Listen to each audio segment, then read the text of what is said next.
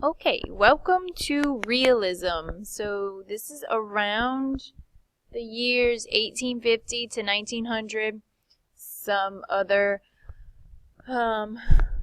critics put it a little bit later than this, but essentially we are ending the Civil War and going into World War I with our time period. So let's talk about what is realism. Realism is a style of writing developed in the 19th century, attempting to depict life accurately without idolizing or romanticizing it. So, writers during this time attempted to record life as it was lived, not as it ought to be lived, which would be idealism, or had been lived before, which would be romanticism. And during this period, writers were defining what it meant to them to be American, so how they defined the American person. One big characteristic of realism writing is the representation of never-before-seen characters. People like factory workers, prostitutes, unheroic soldiers, the average Joe businessman, all of these people that are all these characters that have never been fictionalized before. We get a large increase of those types of people in our writing. So how does realism differ from romanticism? Well, realism looks at accuracy and objectivity, where in romanticism we have imagination and emotion. Realism is about the common everyday man, while romanticism is literally romanticizing people by making them more or better than they are. Realism views the world scientifically, whereas romanticism would view the world poetically. So it has some similarities to rationalism, the Enlightenment, in that sense. And it focuses on real-life situations, whereas romanticism focused on the exotic, supernatural, and imaginary. The rise of realism. So what caused realism to create itself or become such a big thing? Well, first of all, we're ending the Civil War. The war cost the United States $8 billion, and it killed 600,000 of our Americans. So, we have the destruction of that sort of economy, even though war is actually very profitable for countries usually. So we still stimulated a lot of innovation and a lot of thinkers, and that is shown through our advances in technology and also the advances in science and education. The first Continental Railroad was completed in 1969, and that made it possible to cross the country cheaply in just a few days, whereas a covered wagon would take 2 to 3 months. That helps bring literature from one place to another quickly, not just literature, many goods. The telegraph, telephone, and electricity were introduced on a large scale. In science and education, we have some important people coming out. There's a lot of new developments in this area. We'll talk about Freud and Nietzsche a little bit later. But those individuals are really starting to make some advances in those areas of science. Newspapers were always important. Were always an important part of the political, social, and cultural life of America since the beginning of the first newspaper. But with the introduction of the syndicate, which helped distribute materials in all sections of the country, newspapers started to publish installments of works in the newspapers. So the Red Badge of Courage was first published in installments in a newspaper.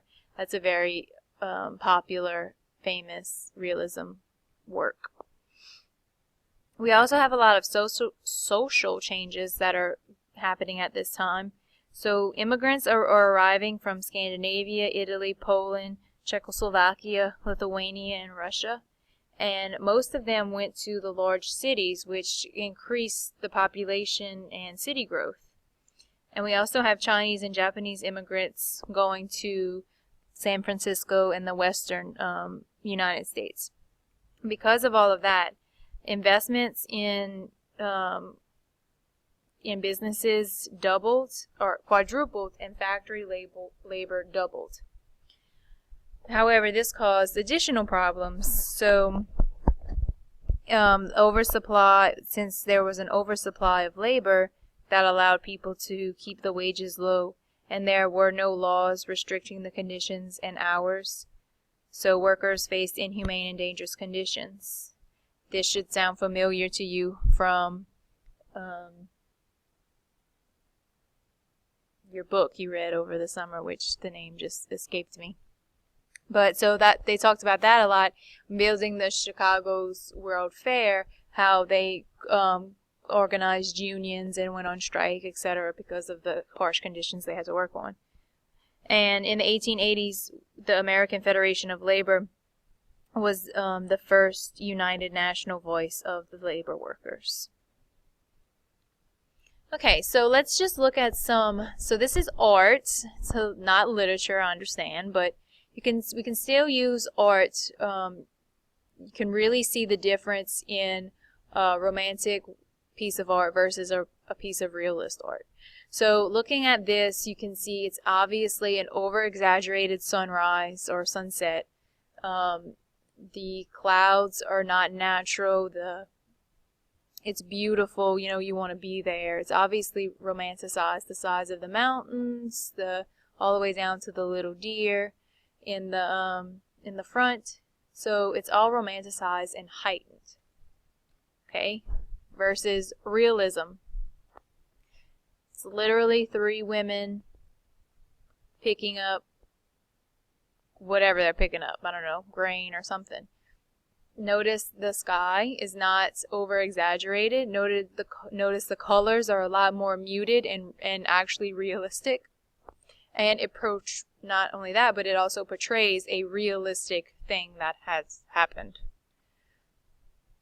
This one, so this is a picture of an ordinary thing, like a realistic thing, right? But notice again that the colors are heightened. Notice how saturated all those colors are. They're really rich and deep, dark colors, over heightened of those colors. Sort of have that idea of that valley or that that mountain, that romantic idea of those places.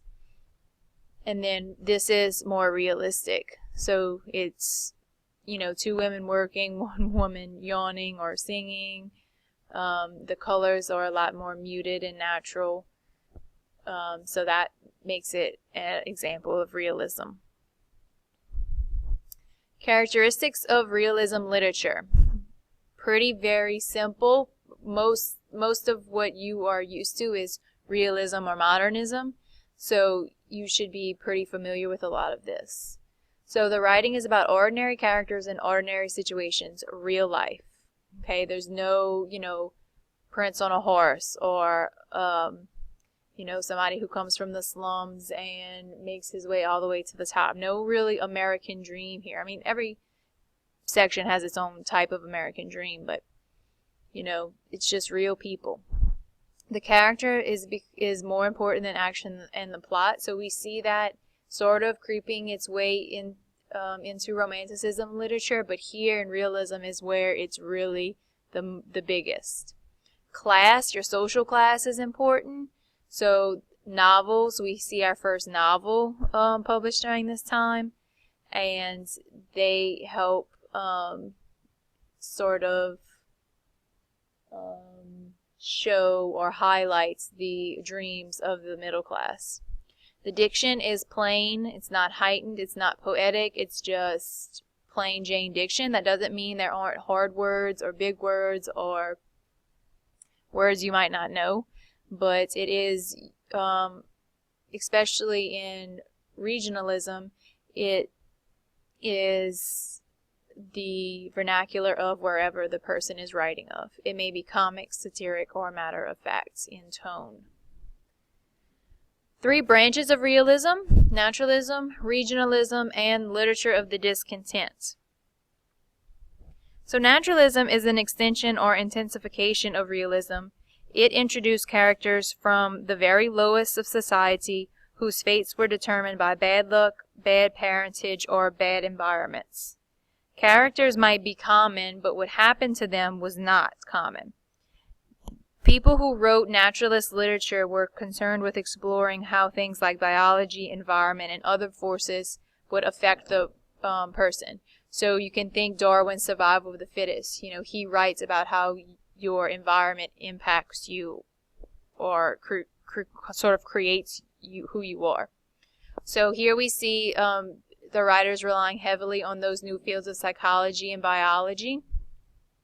And the sort of argument or underlying purpose of all their literature was that behavior was determined by your heredity, your parentage, and your environment, and that you couldn't control how you acted because those things sort of controlled you. Very pessimistic, not at all happy. Like very sad literature. Regionalism is local color, is what we call that. So to us, that would be Kate Chopin, which you're reading now. It emphasizes specific geographic settings and reproduces the speech, behavior, and attitudes of the people who live in that region. This resulted from the desire to preserve a good record of the distinctive ways of life, and to come to terms with the harsh realities that seem to be replacing the earlier and happier times. It also grew in large response to the growth of magazines, because women were reading magazines, and so people would publish short fiction for the women to read, and women would also publish in the magazines. Western literature is a common known regionalism, like the Wild Wild West. Like literally people were writing about, the expansion to the West, the gold rush, all of that. So that's a good example of regionalism.